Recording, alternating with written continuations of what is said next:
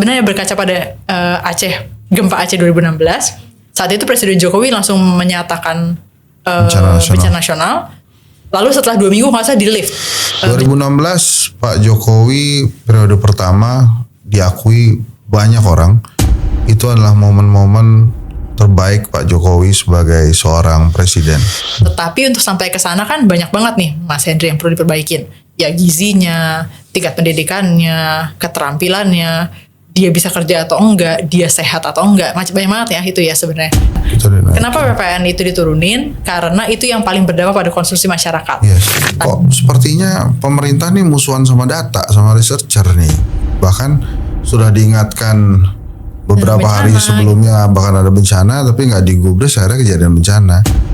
Itu cenderung kayak, are you trying to criticize? Kamu kritik aku ya? Kamu nggak sesuai ya sama aku ya? Padahal itu lo dikasih tahu secara ilmiah. Sebenarnya gitu. Lo pergi ke supranatural dipercaya, data-data nggak dipercaya lo.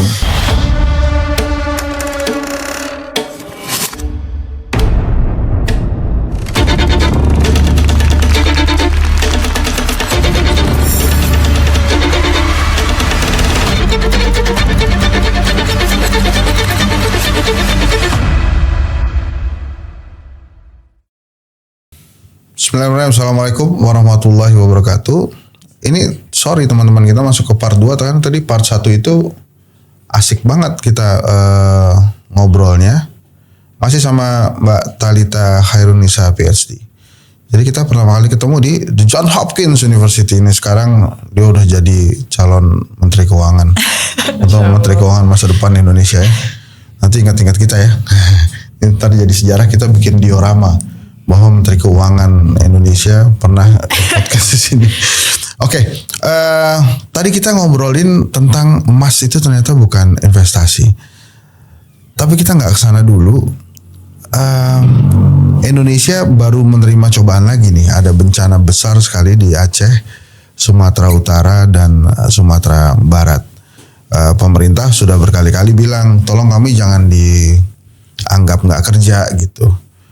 Nah saya bilang ada 2 hal nih pemerintah ya, saya ulang ya. Yang pertama, bukannya kita nggak percaya kalian nggak kerja, tapi harapan kita kepada kalian tuh gede banget.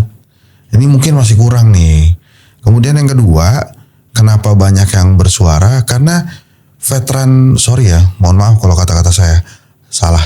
Veteran bencana di Indonesia tuh banyak. Saya turun di Aceh, turun di Jogja, di Palu, ada di NTB. Teman-teman bahkan di Aceh tuh 2 kali, 2004 dan 2016. Jadi karena kita ini banyak yang veteran relawan bencana, jadi pada saat ada bencana lagi, kita punya komparasi itu.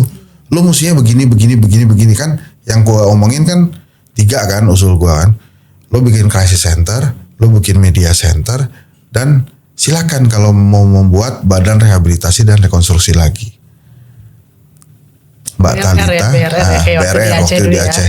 Mbak Thalita punya catatan, masukan, misalnya tentang ini tuh harusnya bencana nasional atau tidak. Ini lagi-lagi, ini bukan ngeritik masyarakat, bukan ngeritik pemerintah, dan bukan neken-neken nih. Ini pandangan seorang akademisi yang punya literatur tentang pengalaman bencana-bencana lain terhadap kata-kata bencana nasional itu. Itu gimana sih jadinya? Ya.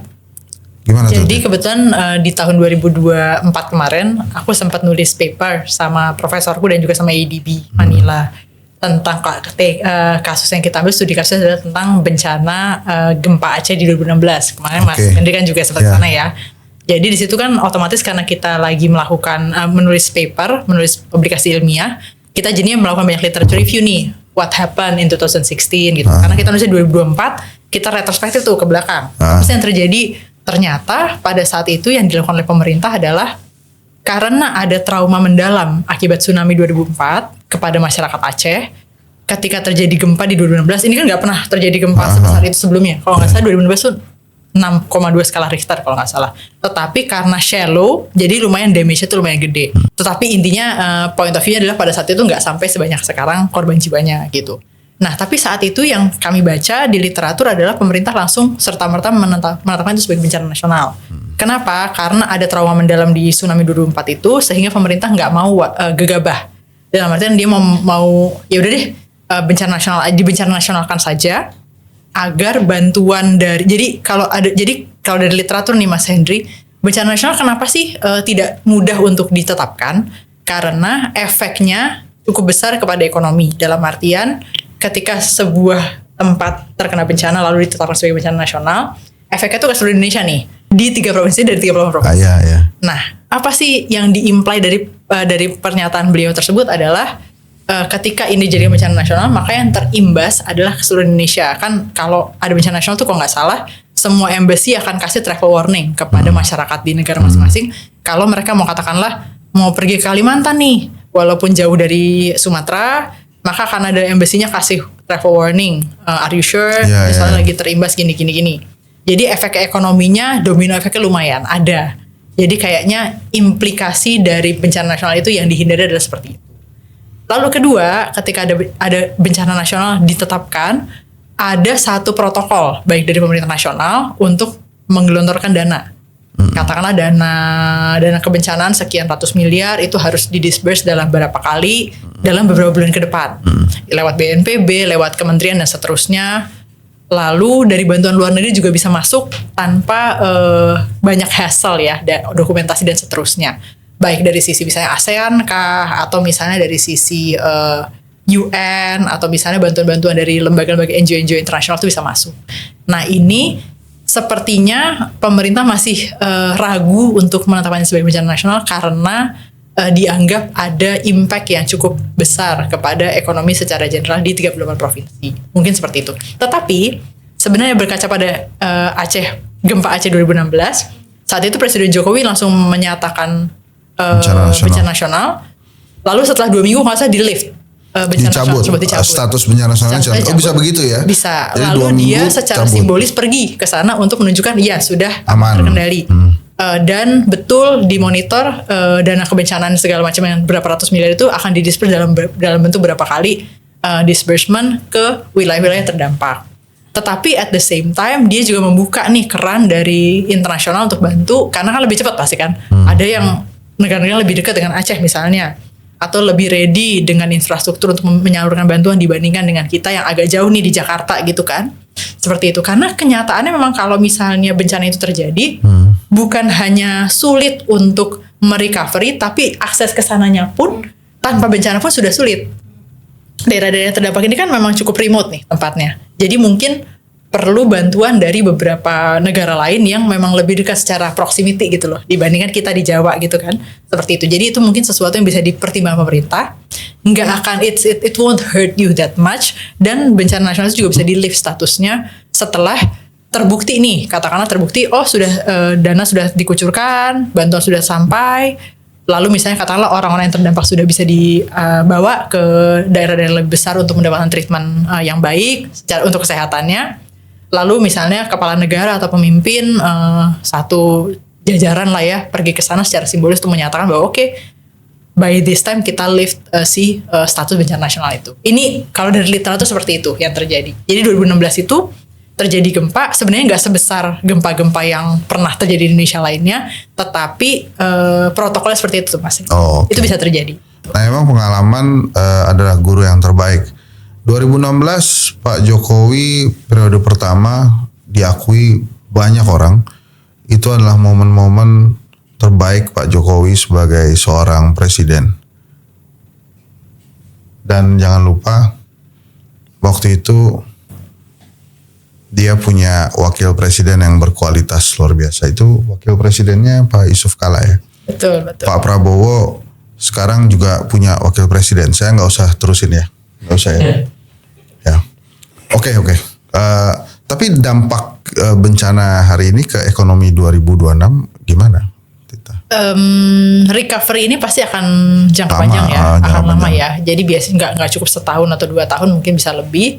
Dan ini kan masalahnya terjadi adalah di tempat ini hilang nih Mas. Iya, rumahnya tuh hilang. Katakanlah rumah sakitnya tuh tertimbun dan seterusnya, jadi nggak bisa dipakai alat-alatnya. Iya. Butuh waktu banyak sekali itu yang panjang untuk merecovery itu semua untuk kembali ke normal. Nah ini satu hal yang kita perlu berempati yang sangat dalam kepada teman-teman dan saudara-saudara kita yang terdampak. Dan ini yang tadi seperti Mas Hendry bilang bahwa ini perlunya pemerintah punya yang namanya crisis center, media center. Supaya apa? Supaya bentuk komunikasi publik yang disampaikan itu juga baik. Kan kita tahu bahwa menangani kebencanaan itu kan biasanya kan ada struktur chain of command yang pasti ya Mas ya. Orang-orang BNPB itu kan juga ex militer biasanya, ex TNI segala macam. Jadi mereka juga punya chain of command yang cukup baik sebenarnya. Nah, harapannya kita paham nih di lapangan TNI itu bekerja keras banget. Terus pemerintah juga bekerja keras banget. Tetapi nggak ada gunanya nih semua orang bekerja dengan tanpa lelah siang malam, pagi ketemu pagi lagi, kalau komunikasi yang hadir di sosial media, di media nasional itu tidak berempati sifatnya mengatakan belum perlu lah, kita masih bisa dan seterusnya, bantuan itu kecil dan seterusnya. Ini hal-hal yang menurut saya kalau ada media center tadi seperti Mas Henry cerita, mungkin itu tidak akan terjadi tuh, karena komunikasi kan jadinya satu corong tuh ya. Kemarin kayak pas lagi COVID, satu orang yang ngomong, oke, update hari ini ABCDE, what are we going to do next, DEFG. Jadi ketika krisis itu tuh penting banget, satu corong komunikasi itu sangat penting menurutku, karena semua lagi keadaannya panik, semua lagi keadaannya marah. Tadi punya experience yang juga sangat berharga pas krisis-krisis yang lalu atau bencana-bencana yang lalu seperti itu. Dan pemerintah juga nggak perlu takut atau jealous dengan bantuan yang dilakukan oleh pribadi atau influencer karena ini maraton nih. Para influencer, kami rakyat yang bisa membantu sedikit-sedikit ini pasti akan kalah nafas lah dengan pemerintah. Betul. Gitu. Karena ini kan larinya maraton bukan sprint. Lari maraton, cuma kami yang influencer, kemudian yang individu ini larinya sprint gitu. Memang cepat sampai sana. Betul. Cuma pasti nggak akan bisa selesai. Nggak bisa di scale, betul. Nah, oke, kita balik lagi nerusin yang di part sebelumnya. Kalau emas bukan investasi, terus investasi apa yang harus kita lakukan? Kalau tanah mahal. Tuh, udah nggak ini ya, nggak affordable ya kalau tanahnya. Kayaknya lebih ke arah yang bisa saya sampaikan adalah saat ini mungkin ini buat rakyat bawah kecil ya. Investmentnya itu lebih ke arah ke kualitas diri nih, meningkatkan kualitas diri. Jadi kalau misalnya kasarnya tadi ya, aku bilang orang tua nih, kita sebagai orang tua kita harus jeli nih melihat anak kita nih yang nggak didapat dari sekolah apa, supaya lebih match dengan kebutuhannya industri. Karena kan at the end ketika anak kita sudah lulus dari jenjang pendidikan tersebut, yang matter buat dia, kesejahteraan dia dan kesejahteraan keluarganya ke depannya itu adalah gajinya nanti, apa yang dia dapat. Kita tuh mau mengarahkan dia ke industri yang seperti apa, ke pemberi kerja yang seperti apa. Apakah yang informal juga tetap doesn't matter, yang penting kerja, atau kita maunya yang lebih secure, lebih berkualitas dan seterusnya. Tapi itu kan masih intangible tuh, Talita. Mungkin nggak semua orang juga paham ya. Maksudnya kan kadang-kadang ya itu tadi ya, paycheck to paycheck gitu ya. Mana sempat mikirin kualitas hidup, terus anak gua mesti kualitasnya kayak gimana. Betul, yang penting panjang ya, gitu. Ya mereka kan pasti lebih secure, kayak misalnya mbok-mbok atau ibu-ibu zaman dulu itu kan ada uang sedikit dia beli emas, terserah lah itu emasnya mau emas muda kayak mau emas 22 atau 17 atau 17 ada ya, 18 gitu ya. Ada kayaknya tuh ada. Yang penting mereka pegang emas gitu. It's okay juga boleh. Sebenarnya kalau itu tadi ya, asalkan paradigmanya sudah mulai lebih melek bahwa emas itu adalah untuk menjaga nilai itu. Jadi kita tidak bisa expect emas itu harganya naik drastis di katakanlah 10 tahun lagi ketika anakku masuk ke perguruan tinggi gitu ya, sekarang masih SD masuk perguruan tinggi, akan meningkat segitunya karena secara rata-rata kalau nggak salah emas itu peningkatannya harga sekitar around 3% per year.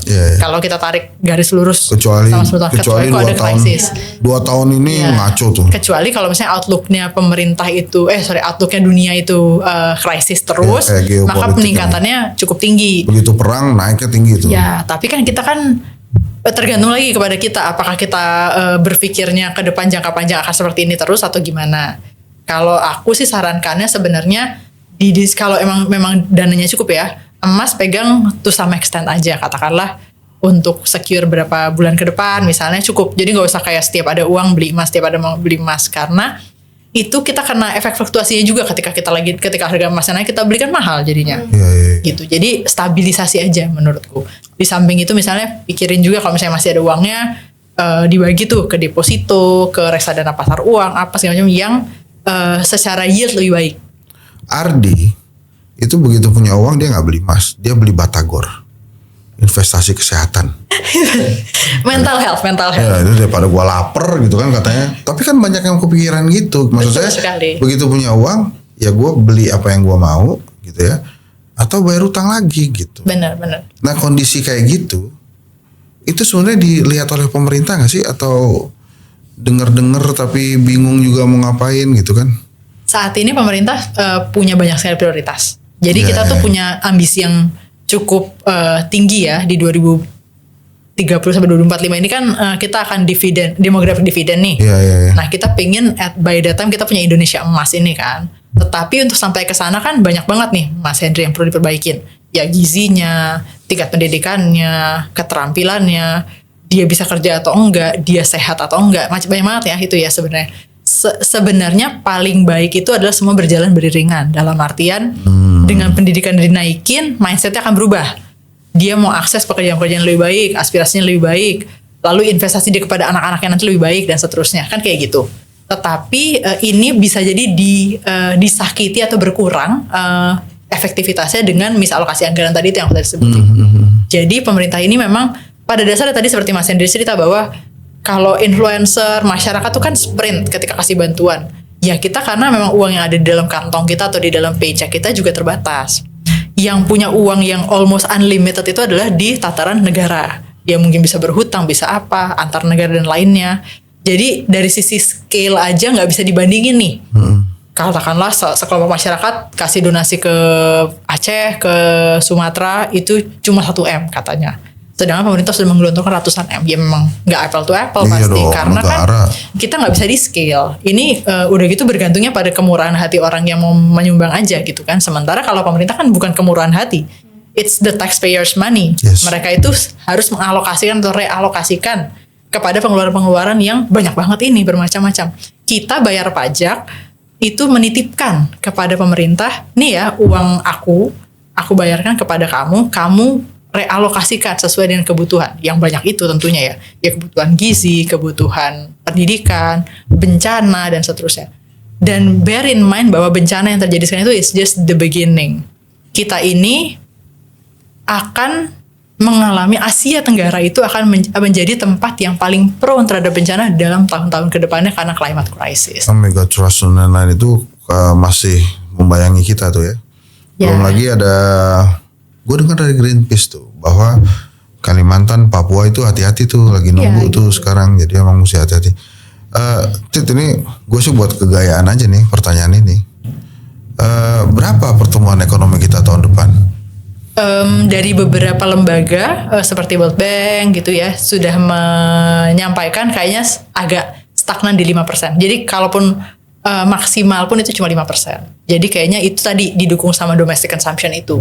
Jangan sampai domestic consumption ini disakiti lagi dengan adanya efisiensi segala macam sehingga menurun nih domestic consumption-nya sehingga growth-nya kan bisa turun nantinya. Itu Prof Ferry sama Januari sih kita pakaiin Prof aja ya. Itu bilang tax itu harus diturunin supaya daya beli masyarakat meningkat dan ekonominya jalan. Tita gimana? Itu betul. Jadi memang yang paling regresif ya yang paling baik dan menguntungkan buat masyarakat itu adalah PPN kalau diturunin. Di beberapa negara kan sebenarnya ketika setelah selesai COVID-19 pas recovery diturunin PPN-nya kan.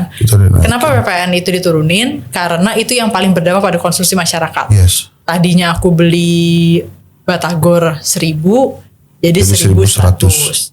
Itu impact-nya besar banget. Kalau buat kita yang jajannya mungkin sekali ngopi 30-40 ribu nggak kerasa. Tapi buat orang-orang yang belinya bahan-bahan pokok itu terasa mungkin. Nah, karena mereka ketika dapat gaji atau income setiap bulannya, mayoritas dari income tersebut dipakainya buat belanja makanan. Inilah misalnya beli roti 10.000 jadi 11.000 gitu kali ya. Ya gitu. Jadi lalu dikali sama 4 orang atau 5 orang harganya gitu kan. Makanya jadi banyak ya. Tapi kata Pak Purbaya, dia kalau nurunin 1% aja dia kehilangan 70 triliun. Makanya dia memutuskan untuk belum tuh nurunin PPN. Gue nggak tahu apakah bakal diturunin. Kalau Prof Ferry bilang 5% aja, dari sekarang kan kita 11. Diturunin bisa, atau misalnya kalau di beberapa negara kan ada juga yang ditiadakan PPN-nya untuk barang-barang tertentu. Misalnya barang-barang yang sifatnya untuk kesehatan, bahan-bahan pokok dan seterusnya. Jadi kayak bisa juga tuh PPN itu diturunkan atau ditiadakan khusus pada barang-barang tertentu yang pemerintah pengen mempromosikan konsumsinya gitu. Kan ada tuh kayak gitu juga seperti itu. Bisa juga tuh Mas Henry, misalnya pemerintah berpikir oke deh untuk barang-barang ini segini aja nggak diturunin, tapi untuk barang-barang yang lain sifatnya investasi jangka panjang, barang-barang yang khusus pendidikan, buku, alat tulis, lalu misalnya makanan-makanan pokok atau makanan yang bergizi tinggi, protein yang tinggi dan seterusnya, nggak ada PPN-nya gitu. Jadi itu artinya kan sebenarnya kan public funding itu kan menunjukkan atau memberikan signal terhadap prioritas pemerintah. Misalnya barang ini tidak dipajak, artinya dia itu menunjukkan kepada masyarakat konsumsi dong, kan lebih murah gitu. Jadi seperti itu, pemerintah harus jeli itu dalam hal seperti itu. Oke. Tapi itu loh menurut saya juga, kan tadi ya kalau kita dengar dari Mbak Talita, untuk masyarakat bawah udah ada BLT, subsidi, PKH gitu ya. Saya sebagai kelas menengah apa nih, padahal pajaknya dari kita, tapi kita betul. Sering ya, walaupun nggak sebesar mungkin oligarki segala macam ya, tapi kan kita yang paling dilupakan menurut saya ya. Maksudnya apa yang pemerintah bisa kasih ke kita sebagai pajak yang harusnya mereka gunakan untuk bisa mengalokasi, karena pajak tuh bisa jadi satu yang menyentuh kelas menengah sebenarnya. Ya, betul. Itu suaranya Asma. Kalau kamu mau tahu Asma, lihat episode yang ada Rocky Gerungnya. Nah itulah Asma. Itu pertanyaan bagus tuh. Betul. Itu banyak yang nanya tuh. Iya, karena kan kita harus kembali lagi, kita behaviorally itu kan kita pengen tanya what's in it for me dong. Iya. Aku bayar pajak terus nih, tapi kok nggak pernah dipikirkan. Jangan sampai jadi perang antar kelas nih. Jadinya kelas menengah kesal sama kelas menengah bawah. Itu yang ditakutkan, perang antar kelas. Karena kontrak sosial bisa rusak, bisa hancur kalau kita memusuhi nih. Gue yang bayar pajak, yang dikasih BLT kok lo kan padahal malas-malasan bekerja, padahal nggak malas-malasan kerja juga, nggak ada yang itu ya pertarungan antar kelas itu sudah terjadi beneran, itu kejadian. Yang baru-baru ini kan ada debt collector versus yang punya kendaraan, terus belum lagi ini juru parkir dengan para pembeli di conventional store. Karena kita baru tahu juga ternyata harusnya kita nggak bayar parkir lagi karena si conventional store sudah bayar parkir gitu. Sementara ada nih kelas-kelas bawah yang memang ya mau gak mau jadi tukang parkir gitu. Ya karena kita tahu bahwa sebetulnya kayak Indomaret, Alfamart itu bayar parkir, kan kita gak perlu lagi bayar parkir kan. Akhirnya beberapa orang sudah mulai menurunkan tuh. Biasa kasih 5.000, biasa ngasih 5.000 jadi 2.000. Yang biasa ngasih 2.000 jadi makasih gitu. Jadi ya kan 2.000 gede bro. Lumayan, untuk apalagi kan 10 kali sehari ya kan. Iya, dan 2.000 itu buat orang-orang kan gak cuma sekali 2 kali ke conventional store. Jadi dengan turun dari 5.000 ke 2.000 jadi terima kasih. Itu berapa lama si tukang parkir bisa menerima terima kasih itu? Tapi kelihatannya orang-orang begitu terima kasih oke, maka mereka kan terima kasih terus. Dan ternyata memang harus nggak bayar kan, sebetulnya memang peraturannya mereka nggak boleh bayar bahkan. Sebenarnya nggak harus. Harusnya nggak harus bayar. Pasti kan ada pertarungan antar kelas juga. Nah ini rentan sekali kalau kemudian pemerintah mendiamkan hal ini gitu. Jadi mudah tersulut nih masyarakat nanti jadinya. Iya karena pasti banyak yang marah juga tuh, orang gak harus bayar kok tanpa. Ya tapi kan gue udah parkirin lo, ya siapa yang minta. Jadi kadang-kadang kan orang kan begitu gitu. Orang kita bisa parkir sendiri. Belum lagi yang Pak Ogah di putaran ya. Silakan Asma. Tadi banyak pertanyaan tuh, saya lihat ada 202 pertanyaan. Pertanyaannya khawatirnya benar ada perang antar kelas, tapi sebenarnya kalau saya observasi dari media sosial yang agak beda sendiri gitu ya, sebenarnya jadi sumber nggak puas gitu ya Mbak Talita ke pemerintah. Bahkan kemarin kalau nggak salah sempat ada ngapain kita bayar pajak gitu. Kalau misalnya dengan sipil aja gitu ya, dengan para influencer segala macam itu bisa beres gitu ya, lebih efektif gitu ya. Jadi memang balik lagi sih menurut saya ya mengklaim saya ya balik lagi ke cara komunikasi mungkin ya tadi. Saat mereka meraung kita semua kerja, saya juga kerja Pak gitu. Ya, itu bare minimum yang bisa kalau Anda bare minimum aja meraung ya, apalagi saya bisa expect yang besar apa ke Anda gitu sih. Ya mungkin itu Bapak Ibu keluhan saya bagi pemerintah. Tapi ya itu. Tapi apalagi Mbak, ada selain pajak ada potensi lain nggak sih buat kelas menengah gitu? Sebenarnya banyak. Jadi pertama yang mau aku sampaikan adalah sebanyak apapun kita bisa mengalokasikan anggaran kita untuk membantu atau untuk kayak ngedorong pertumbuhan dan seterusnya, kita tidak akan pernah bisa match atau apple to apple dengan government punya power. Jadi political power is everything dalam tataran public policy ya. Maksudnya kita kalau mau bikin perubahan yang berdampak, baik itu dalam bencana, dalam konteks menaikkan pertumbuhan ekonomi, it needs to come from the government. Jadi walaupun betul usaha-usaha kita dari sisi individu atau kelompok itu bisa membantu, nggak akan pernah bisa untuk ngalahin public funding. Karena scale-nya aja gede banget, beda banget. Sehingga menurutku kalau kelas menengah seperti kita mau produktif dalam artian mengkritik dan seterusnya, kita harus punya satu corong sama dan kita suarakan pada pemerintah. Jadi yang berubah itu pemerintah. Kita bisa membantu dalam artian dari bottom up. Gini ya, pemerintah signal yang I want you to do this.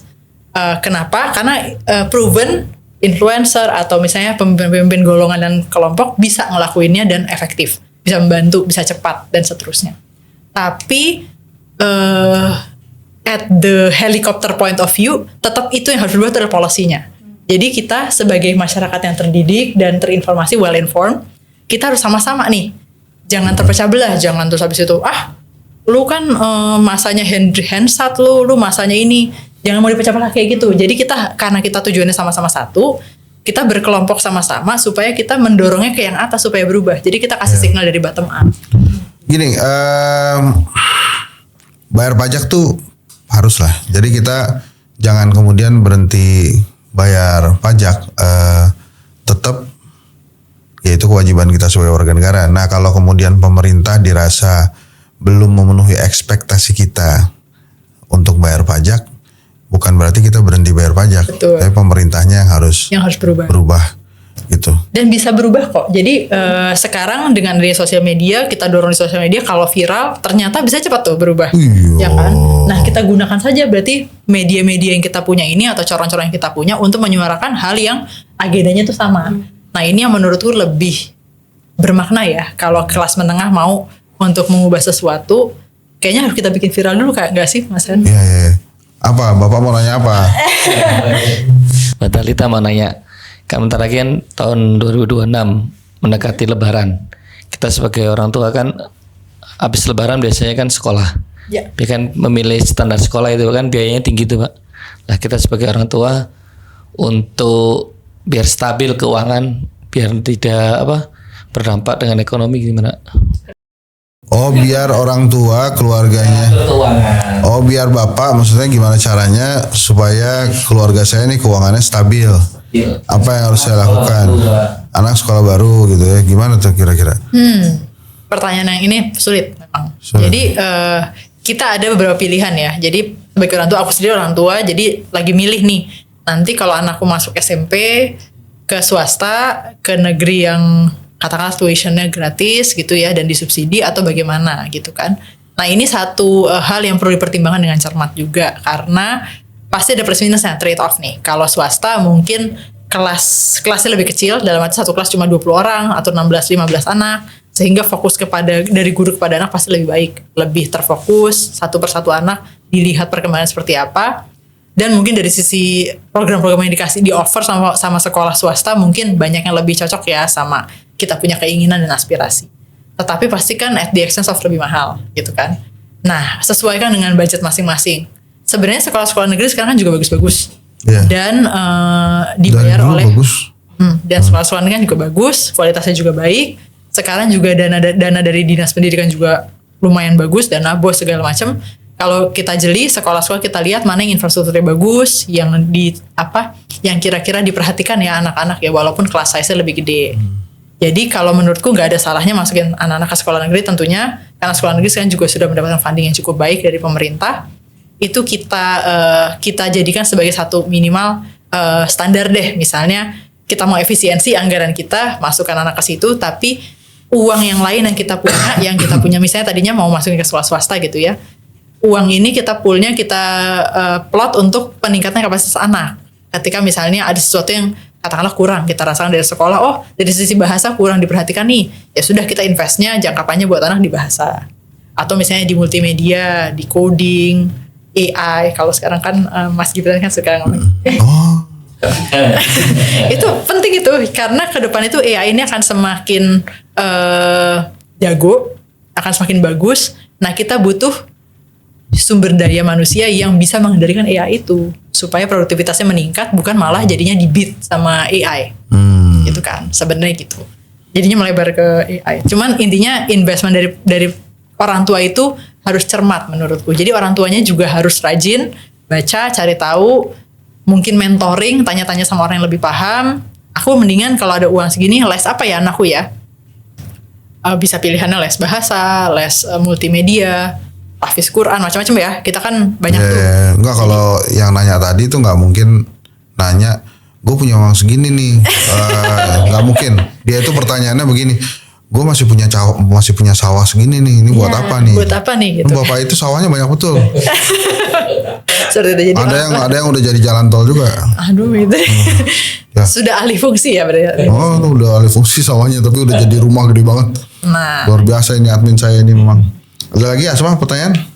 Agak loncat nggak apa-apa, Pak? Boleh loncat. Ha? Ya, Pertanyaannya loncat. Pertanyaannya loncat. Ha? Bukan agak loncat. Saya pikir kamu mau loncat silakan. Kan ya Pak Hendri dari lembaga survei Kedai Kopi, berarti kan riset ya. Tadi aku juga udah ngobrol sedikit sama Mbak Thalita. Mbak Thalita, kalau boleh merekomendasikan atau kembali menasehati pemerintah gitu, pemakaian data tuh harusnya seperti apa? Karena saya pikir masalah bencana itu udah diperingatkan dari 2-3 tahun lalu. Iya, betul sekali. Jadi efeknya kayak sekarang gitu kan. Terus juga saya nggak melihat banyak menteri juga memakai data dengan baik gitu. Dan saya melihat justru kadang peneliti akademisi itu jadi musuh karena dianggapnya takut bikin noise yang negatif. Kalau boleh sebagai sesama researcher, walaupun Mbak Thalita dengan level yang lebih profesional dan tinggi gitu ya, boleh nggak disaranin ke pemerintah harusnya gimana menyikapi kita para researcher gitu ya? betul. Dan lembaga riset, silakan. Jadi memang ini hal yang menjadi momok ya, udah lama ya. Kita sebagai scholar semua di sini nggak sedang point of view pemerintah tuh harusnya kita sebagai scholar di sini tidak sedang mengkritisi pemerintah ini saja. Kita paham bahwa semua pemerintahan sudah punya tantangannya masing-masing, kerja kerasnya masing-masing, dan itu kita apresiasi. Tapi apakah kita harus apresiasi dalam artian you're doing a good job segala macam? Kita kan yang bisa kita kasih masukan itu adalah realitinya dari apa yang kita analisis, hasilnya seperti ini. Misalnya nih, saya ambil contoh program MBG ya. MBG ini pasti sangat berdampak ke masyarakat dalam artian ada employment di situ, ada pembelian bahan-bahan dasar, efeknya kepada ekonomi juga baik, cukup banyak, cukup besar. Tapi top of mind-nya MBG itu tetap adalah janji politik. Itu janji politik yang sudah dijanjikan oleh Pak Presiden Prabowo harus dilakukan, itu mandat. Karena dia sudah janjikan pada saat kampanye. Tetapi apakah janji politik itu serta-merta harus berlawanan dengan evidence-based policy atau analisis dari scholars yang dilakukan? Tidak seharusnya seperti itu. Jadi sebenarnya MBG misalnya dengan alokasi anggaran yang sangat masif dan besar ini 350T ya dari anggaran pendidikan, setengahnya untuk MBG, sebenarnya bisa dilakukan dengan cara yang katakanlah prioritisasi dulu. Tadi kan aku cerita ya Mas Hen ya, kita orang tua harus prioritas dong. Anak ini dapat dari sekolah trainingnya A, B, C, D, E, yang kurang apa kita prioritaskan dengan uang yang tersisa ini, alokasi anggarannya. Pemerintah juga harus kayak begitu.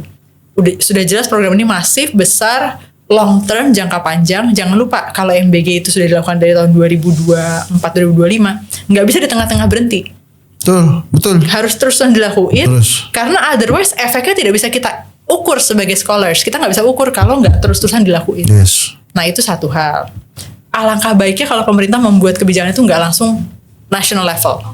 Paling bagus sebenarnya berjenjang, kita pemerintah pilot dulu di satu daerah, sudah bagus, program desainnya bagus, dikembangkan, diperbaiki, ditularkan ke daerah lain dan seterusnya. Karena dari sisi scholars dan evidence based policy juga itu lebih terukur dan bertanggung jawab. Karena ini uangnya banyak banget, masalahnya gitu. Jadi kalau misalnya kita lihat dari tabel yang ini nih Mas Hen ya, di sini kan data-data susunan itu sebenarnya sudah banyak ya. Pertanyaannya nih ya, di susunan itu ada pertanyaannya. Apakah Anda khawatir tidak memiliki cukup makanan? Apakah Anda pernah merasa kelaparan seminggu terakhir? Apakah hanya menyantap sedikit jenis makanan seminggu terakhir? Jadi di susunan itu ada. Sebenarnya MBG itu nggak harus langsung national level, nggak apa-apa.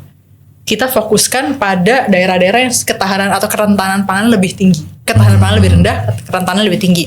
daerah-daerah yang sebanyak masyarakatnya mengatakan kelaparan, susah mendapatkan makanan, merasakan stunting atau gimana. Walaupun nggak ada efek ke stunting ya secara langsung ya, tapi mungkin ke kelaparan dulu deh, misalnya seperti itu. Jadi itu ada data-data yang sudah dikumpulkan BPS bertahun-tahun, bisa digunakan oleh pemerintah untuk prioritisasi kebijakan. Tapi saya bisa menjawab tuh kenapa pemerintah nggak mulai dari daerah-daerah yang tadi itu. Karena kejadiannya mungkin akan lama dan masyarakat keburu gaduh bertanya-tanya mana nih MBG, mana nih MBG. Kalau dilakukan di kota-kota besar itu pasti cepat kejadian, walaupun tadi seperti Tita Infranya bilang sudah siap ya kalau ya, di kota di besar kota ya. besar infrastruktur udah siap, walaupun tadi akhirnya daerah-daerah yang justru membutuhkan masih dalam tahap belum dapat gitu. Ini gue bukannya jubir pemerintah, tapi gue pengen Bisa gue memahami. coba ngelihat kenapa kemudian begini dan Ya, begitu. karena political dibilangnya visibility dan juga lensnya lebih gede kalau dilakukan di urban area yang lebih padat penduduk dan seterusnya, infra juga lebih siap Betul. dan lain-lain. Nah itu bisa jadi pertimbangan juga. Jadi misalnya, di urban area pemerintah pilot dulu di beberapa tempat, visibility bagus, dapat publicity dan segala macam, good. Tapi kita juga dapat mendapatkan pelajaran juga nih Mas Hen, bahwa di urban area nih kerentanannya apa, misalnya katakanlah makanan basi, ada sedikit ada keracunan makanan dan seterusnya, gimana caranya kita memperbaiki program desain supaya tidak terjadi. Begitu juga itu ditularkan kepada daerah-daerah yang kerentanannya lebih tinggi. Fokus dulu nih, daerah ini ada kelaparan, mungkin desain dari dapur MBG-nya itu bukan sama seperti urban area di mana dia satu center cater 3.000 anak gitu ya. Misalnya bisa lebih ke lokal, katakanlah di desa level. Desa ini ada satu dapur ibu-ibu yang punya desanya, misalnya dapur MBG-nya, ibu yang suruh masak, lebih paham dengan daerahnya, anak-anaknya dietnya seperti apa supaya nggak food waste, ya kan? Lalu yang mengantarkan bapak-bapaknya atau orang-orang mudanya kan bisa mengurangi youth unemployment dan unemployment in general sebenarnya kan. Diantarkan, nanti abis itu misalnya menjemput lagi ompreng-ompreng yang sudah kosong itu, mencuci omprengnya orang-orang lokal semua. Jadi ini sebenarnya ada efek yang lebih luas lagi kalau pemerintah mau menjadikan ini sebagai semacam policy eksperimen sebenarnya Mas Hen. Jadi nggak harus serta-merta nggak usah ada deh MBG diberantas aja, nggak usah ada. That's not the point. Gitu. Sebenarnya ini janji politik, kita harus hargai. Pak Prabowo sudah menjanjikan ini mandat, tapi alangkah baiknya kalau dilakukan dengan cara yang lebih bertanggung jawab dan lebih sesuai dengan evidence. Jadi dievaluasi secara berkala lah. Gitu. Tadi ada pertanyaan Asma yang penting tuh. Kok sepertinya pemerintah nih musuhan sama data, sama researcher nih. Bahkan sudah diingatkan beberapa hari sebelumnya bahkan ada bencana, tapi nggak digubris, akhirnya kejadian bencana. Gimana Tita memandang pertanyaan penting itu tuh? Nah, karena aku behavioral economist, sebenarnya ini make sense karena pemerintah kan present bias, punya satu bias jangka pendek. Jadi dia cenderung fokusnya sama yang pasti-pasti aja deh, gitu kan. Karena itu data dan analisis yang disampaikan oleh scholars, this is not going to be good di 2026 kayaknya bakalan slow down. Itu cenderung kayak, are you trying to criticize? Kamu kritik aku ya? Kamu nggak sesuai ya sama aku ya? Padahal itu lo dikasih tahu secara ilmiah. Sebenarnya gitu. Lo pergi ke supranatural dipercaya, data-data nggak dipercaya lo. Nah jadi sebenarnya di sini ada bisa juga tidak harus, karena itu kenapa aku tadi bilang bahwa sebenarnya janji politik, program-program pemerintah nggak harus berlawanan dengan data dan evidence based policy. Di sini alangkah baiknya jika pemerintah dari sisi kementerian, apakah itu lembaga-lembaga yang lainnya, badan, juga merangkul scholars. Kan scholars itu juga nggak semuanya kasih data yang berlawanan dengan apa yang pemerintah sampaikan, ada yang sama. Tapi kalau ada dua-duanya bisa jadi perbandingan dan jadi lebih kritis kita dalam membuat kebijakan juga gitu. Jadi ada kayak testing ya, ketika ada satu policy kita nggak langsung bikin national level, ini ya, tapi kita bikin eksperimen dulu nih, satu daerah dulu, kita lihat feedbacknya seperti apa. Nah, policy feedback ini penting menurutku karena pemerintah kan bertanggung jawab sama anggaran. Anggaran itu kan taxpayers money kan. Apalagi anggarannya sebesar berapa ratus triliun, ini masif sekali gitu kan. Kalau sekedar cuma digelontorkan begitu saja kayaknya kurang bertanggung jawab kalau menurutku dari sisi sudut pandang scholars. Kalau pemerintah juga menyampaikan dengan ternyata daerah ini seperti ini, feedbacknya seperti apa, kita perlebarannya atau menularkannya ke daerah lain pelan-pelan ya. Saya rasa dengan bertanggung jawab seperti itu masyarakat juga akan penerimaan juga lebih baik. Oke. Mbak Thalita ini di ujung kita, saya mau ini aja deh, Mbak Thalita tolong kasih pesan ya buat ke pemerintah. Kan tadi yang part 1 udah buat kita di 2026 tuh kira-kira gimana? Karena kan misalnya kayak saya baca papernya, TKD itu kan justru makin mempersulit daerah. Betul, makin Tapi dipotong ya. kelihatannya pemerintah nggak akan mengubah kebijakan itu, kan 200 triliunan tuh dari 2026. Apa kira-kira 3 pesan dari Thalita Hairunisa untuk pemerintah di 2026 gimana? Jadi sebenarnya pemerintah fungsinya adalah bertanggung jawab tentang merealokasikan anggaran dari sisi taxpayers. Jadi kita sebagai taxpayers semua udah bayar pajak. Pemerintah yang menampung pajak tersebut harus bertanggung jawab untuk merealokasikannya.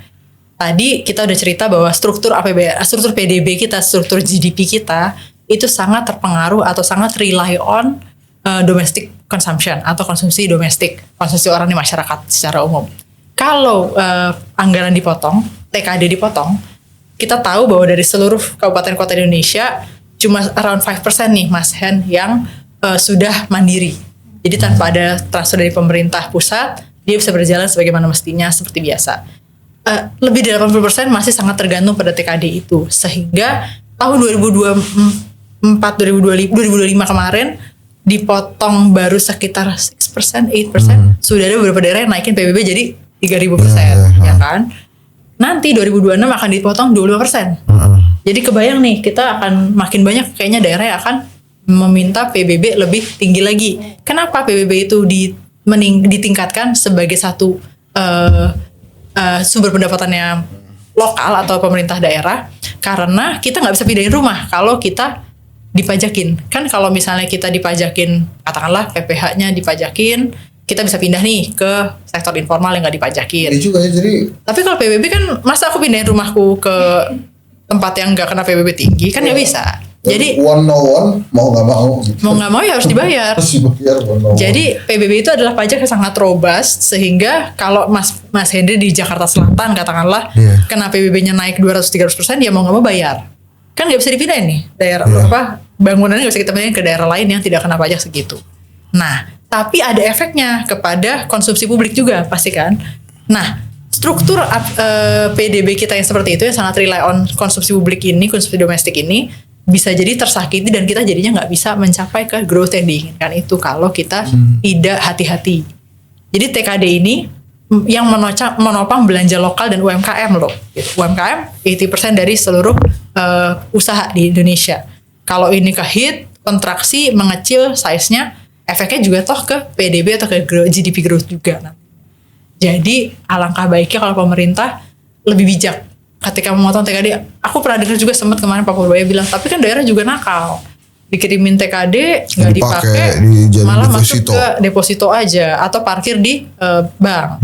Beli sun. Nah, sebenarnya fungsi pengawasan bahwa itu tidak bisa terjadi itu juga dari pemerintah, kan bukan di kita. Kan sebenarnya gitu. Iya, ada yang namanya Inspektorat Jenderal. Nah, pemerintah itu bisa juga membuat sebuah mekanisme yang mengencourage pemerintah daerah untuk spending. Misalnya dengan matching grant.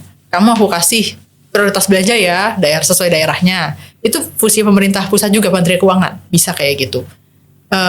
Atau dibikin siklus. Dicairkan segini dulu untuk program ABCDE, lalu nanti lagi dan seterusnya. Jadi nggak perlu langsung di-cut 25%, tapi misalnya lebih ke arah di-cut tapi nanti aku alokasikan untuk yang lain ya, matching grant-nya. Kalau kamu alokasikan buat program ABCDE yang sifatnya mendukung program nasional. Jadi banyak hal-hal yang sebenarnya pemerintah bisa kreatif untuk melakukannya supaya daerah itu nggak terlalu ke-hit segitu keras. Tentang hutang pemerintah ada komentar 2026 gimana? Hutang pemerintah kayaknya kalau sekarang Indonesia itu masih di level yang cukup taat ya dengan undang-undang ya. Kita kan ditahan di kalau nggak salah 3% ya defisitnya ya. Jadi masih cukup baik menurutku, atau ke depan kalau misalnya dipertahankan seperti itu cukup prudent ekonomi di Indonesia. Tetapi lebih ke arah yang kita dorong dari aliansi ekonomi itu adalah dari kualitas alokasi anggarannya. Yang produktif, yang lebih bukan ke jangka pandang. Jangan lebih konsumtif, jangan ke program-program yang tidak bisa dievaluasi. Oh. Alangkah baiknya bertanggung jawab pemerintah kalau alokasi anggaran itu sesuatu yang terukur. Jadi ke depannya ketika dialokasikan lebih buat program ABCD itu di back sama data dan hasil research dan hasil evaluasi yang baik. Aliansi Ekonomi Indonesia pandangannya gimana terhadap Danantara? Danantara ini sebenarnya punya potensi yang sangat besar karena Danantara sendiri dibuat langsung besar, mandate, jadi kayak a big monopoly gitu ya langsung, dan well funded gitu, jadi punya mengatur budget yang begitu besar. Yang kita harapkan sebenarnya dari Danantara adalah punya strategi. Karena ke depan kita tahu kalau nggak salah Danantara bilang kita punya 1044 BUMN, banyak loh Mas BUMN kita loh ya, banyak. Yang profitable cuma 8. Nah, yang lainnya di bagaimana? Apakah dia akan dibiarkan inefisien? Apakah dia akan didilute atau disatukan menjadi satu? Misalnya katakanlah BUMN yang sifatnya perbankan jadi satu. BUMN yang sifatnya untuk yang kaitannya dengan construction jadi satu. Itu kalau nggak salah dari 800-an mau jadi 200-an. 200. Nah, 800 ke 200 itu nih apa nih roadmapnya? Apakah by fungsi? Apakah by profitability? Apakah by apa? We never heard that. Ini yang jadi bola liar di masyarakat sehingga sentimennya kepada Danantara jadinya negatif. Akibatnya apa yang kehit saham-saham BUMN? Ya kan? Yes. Kalau kita lihat merah semua nih gitu kan. Nah, kedepannya kalau Danantara yang sangat well funded dan meng-hire orang-orang yang sangat berpengalaman dan bagus di dalamnya ini punya strategi yang lebih clear, jelas, roadmapnya apa, oke, this is what we are going to do kepada BUMN-BUMN yang masih belum efisien, bagaimana supaya dia bisa bersaing, bagaimana supaya dia bersaing dan tidak men-crowd out private sector. Bersaing itu baik, tapi kalau sampai crowd out private sector jadi mati, nggak bagus juga kan ya Mas? Oh. Nah, ini harus ada strategi nih dari Danantara sendiri. Yang karya-karya tuh udah mulai mau. Nah itu memang ada saham-saham BUMN yang merah, ada juga yang sehat tapi dikit banget. Tapi yang jelas begini ya, BUMN yang nggak untung itu memang berpotensi merugikan negara karena fixed cost-nya nggak berubah kan. Dia mau untung kek, mau enggak, gaji di rootnya tetap aja ratusan miliar, puluhan miliar, belasan miliar, belasan juta, ratusan juta, puluhan juta. Mau untung kayak mau enggak segitu, itu yang harus ditangani atau diterima oleh negara. Beban negara terhadap BUMN yang rugi itu besar sekali. Seperti tadi Asma bilang, akhirnya siapa yang mesti nutupin negara? Dari apa? Dari pajak kita dari teks kita. Jadi saya rasa dari obrolan kita ini ada hal yang penting. Masukan dari akademisi, info-info dari data itu bukan berarti mengkritik, tapi justru memberikan peringatan kepada pemerintah untuk tidak sampai ke sana. Jadi ibaratnya Anda sedang ngebut nih, kemudian ada sign hati-hati, perlahan di depan ada jurang. Nah itu tugasnya kami akademisi, researcher, data-data. Kalau masih tetap di 100 km per jam kemudian masuk ke jurang, ya kita repot semua gitu ya. Karena kan kita kan we're in this together nih Mas. Yes. Kan kita kan nggak cuman akademisi aja, katakanlah voter yang memvote rezim sekarang saja yang menikmati, tapi kan kita semua kan sama-sama satu negara kan gitu. Jadi kalau kita kasih masukan, sebenarnya kita juga atas dasar rasa cinta dan sayang sama negara. Kita sayang sama masyarakat, nggak pengen yang buruk ini terjadi gitu kan, karena itu dikasih tahu sebenarnya gitu. Jadi harapannya sih sebenarnya kepada pemerintah untuk bijak juga dalam mengartikan data-data dan analisis yang kita kasih. Jadi kalau ada pemerintah bilang kalau yang diberikan anugerah untuk mempengaruhi, tolong tidak menggiring-giring ke arah yang salah. Sebetulnya itu juga berlaku ke pemerintah ya. Kita juga berusaha mempengaruhi pemerintah supaya hati-hati. Jangan ngebut aja, lihat tanda-tanda, jangan sampai kemudian kita terjerumus bareng-bareng. Itu sih intinya, jadi jangan marah-marahin terus lah Pak. Kita itu ya. Nggak kabur Pak. Oh enggak, kita nggak kabur. Saya nggak kabur. Nggak kabur, jangan kabur. Jadi gitu, ini tadi Mbak Thalita Hairunisa, Aliansi Ekonom Indonesia. Sekolah mulu nih orang nih. Terus kemudian sekarang juga, tapi justru ekonomi Indonesia sering diminati oleh luar negeri ya. Makanya dia juga sedang bersiap ke salah satu negara di kontrak. Bukan berarti negara Indonesia tidak menghargai, tidak. Tapi memang kebetulan ada kesempatan di mana-mana. Silahkan teman-teman yang mengharumkan nama bangsa seperti para atlet-atlet kita di Jadi SEA Games diaspora kemarin, jadi diaspora, silakan. Kenapa? Bapak mau juga keluar negeri. Nanti kan ilmu yang kita dapat kan kita tularkan Oh. kepada sekolah-sekolah di Lain. Indonesia juga. Amin, amin, amin. Terima kasih ya Tit. Assalamualaikum warahmatullahi wabarakatuh.